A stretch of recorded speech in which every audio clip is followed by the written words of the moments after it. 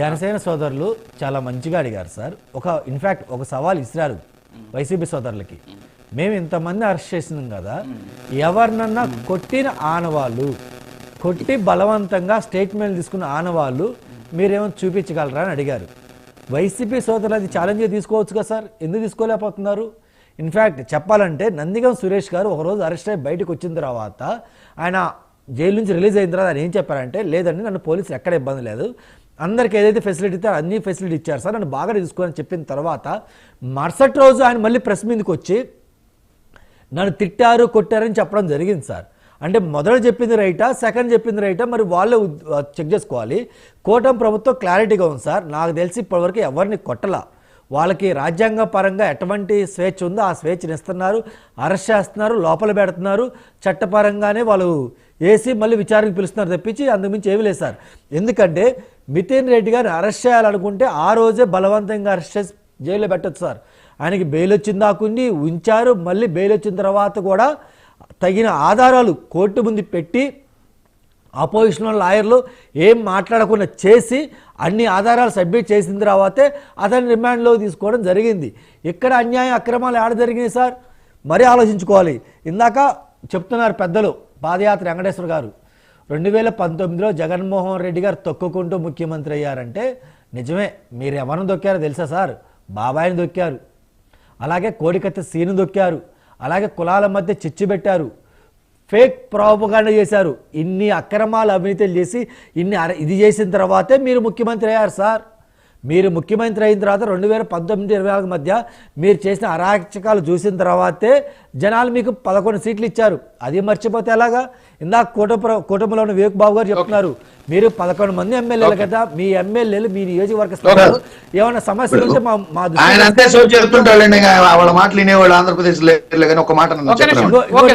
ఇంకోటండి, నిజంగా మా అజయ్ బాబు గారు కూడా చెప్పారు. మా అజయ్ బాబు గారు మంచి పాయింట్ చెప్పారు సార్. ఏంటంటే ఇదేగా సార్ వెంకటరెడ్డి గారి వాదన కూడా మరో టీవీలో చూసా.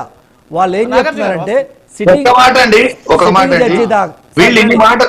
ఇన్ని మాటలు చెప్తున్నారు కానీ ప్రజలకు ఇచ్చిన హామీలు అమలు జరుపుతామని కానీ లేదు, సిట్టింగ్ జడ్జి చేత 14 నుంచి 25 వరకు ఆ సిట్టింగ్ జడ్జి చేత విచారణ జరిపిస్తామని కానీ ఇవన్నీ చెప్పట్లేదు. ఇంకో మాట ఏమంటారంటే, నాగార్జున గారు ఏమంటారంటే, వివేకానంద రెడ్డి గారి హత్య కూటమి ప్రభుత్వ హయాంలో చంద్రబాబు నాయుడు గారు ముఖ్యమంత్రిగా ఉన్నప్పుడు జరిగింది. ఇప్పటి వరకు ఇప్పుడు మళ్ళీ అధికారంలోకి వచ్చి 13 నెలలు అయింది, ఇంతవరకు అతిగతి లేదు. కోడికత్తి సీని కేసు ఆ ఎయిర్పోర్ట్ లో కూటమి ప్రభుత్వం అధికారంలో ఉన్నప్పుడు జరిగింది, ఇప్పటి వరకు దాని మీద అతిగతి లేదు. మళ్ళీ సుగాలి ప్రీతి కేసు గురించి గాని 33,000 మంది మహిళల కేసు గురించి గాని వీటన్నిటి గురించి ఊరికే కబుర్లు చెప్తూ మీరు చేసి దెయ్యాలు వేదాలు వల్లించినట్టు మీరు చేసి ప్రాపగాండ చేస్తూ మీరు ఫేక్ ప్రాపగాండ చేస్తూ మీరు నిరూపించడం వదిలేసి ఇప్పుడు మళ్ళీ మా మీద పడుతున్నారంటే మీ అసమర్థత తెలుస్తుంది. పాదయాత్ర వెంకటేష్ గారు ఒక్క మాట అండి, రాజు గారు ఒక్క మాట చెప్పిన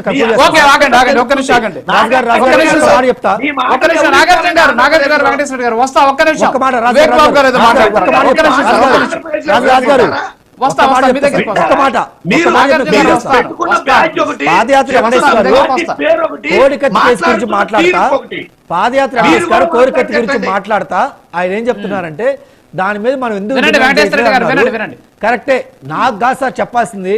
జగన్మోహన్ రెడ్డి గారి దగ్గరికి వెళ్ళి జగనన్న మనం ఒక్కసారి కోర్టుకి వెళ్దాం, కోర్టుకి వెళ్ళి మనం వాగ్మూలం కూడా ఇద్దాం, ఎందుకు ఆ రోజు ఏం జరిగిందో మనం కూడా చెప్పాలి కదా, మనం ఎందుకు చెప్పలేకపోతున్నాం?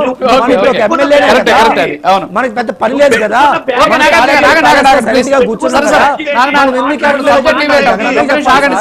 మాకు కాదు మన జగనన్న చెప్పాలి.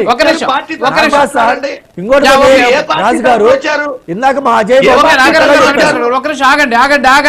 ఆగండి సిట్టింగ్ ఆగండి సార్, ఇద్దరు ఆగండి ఒకసారి ప్లీజ్, ఒకసారి ఆగండి ప్లీజ్. వివేక్ బాబు గారు ఒక్క నిమిషం సార్, ఒక్క నిమిషం నేను చెప్తా, దానికి ఆన్సర్ నేను చేస్తాను. మీరు సరిగా మీకు అర్థమైందో లేదో, వాళ్ళ వర్షన్ మీకు అర్థమైందో లేదో నేను చేస్తాను తర్వాత. మన వివేక్ బాబు గారు ఏదో మాట్లాడుతున్నారు, రియాక్ట్ అవ్వండి. ఇప్పుడు వైసీపీ ప్రతినిధిగా ఆయన ఇందాక నేను చెప్పిన కామెంట్స్ అన్నిటిని సోది కామెంట్స్ ఆయన అలాగే చెప్తూ ఉంటాడని అన్నారు. ఇప్పుడు సోది మీరు సోది అన్నా ఏమన్నా కూడా పర్లేదు, మేమేం ఫీల్ అవ్వం. కానీ మేము చెప్పాల్సిన మా వర్షను ప్రజలకు అర్థమైందా లేదా అంతవరకే చూస్తాం. కానీ మాది సోదైనా ఇంకోటైనా కూడా ప్రాబ్లం ఏం లేదు. మీరన్న కామెంట్స్ కూడా నేను పెద్దగా తీసుకోను, బికాజ్ మీ మెచ్యూరిటీ లెవెల్ అంతవరకే ఉందని అనుకుంటాను. ఇకపోతే మీరు 3 పాయింట్లు అడిగారు. ఏంటి, కూటమి ప్రభుత్వం ప్రజలకు ఇచ్చిన హామీల పట్ల ఏం నెరవేర్చింది అని ఫస్ట్ సెషన్ లో కూడా అడిగారు. అప్పుడే చెప్దాం అనుకున్నాను, నాకు వాయిస్ రాలేదు. సో కూటమి ప్రభుత్వం ఇచ్చిన ప్రతి హామీని నిలబెట్టుకునే క్రమంలో ఆగస్టు 15వ తారీఖున మహిళలకు ఇచ్చిన ఉచిత బస్సు హామీ నెరవేరబోతోంది.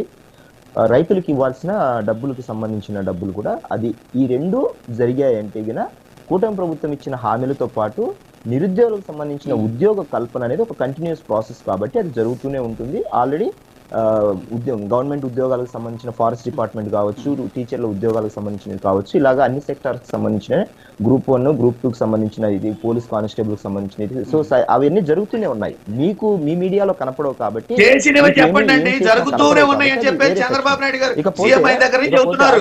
జరుగుతూనే ఉన్నాయి కాదు,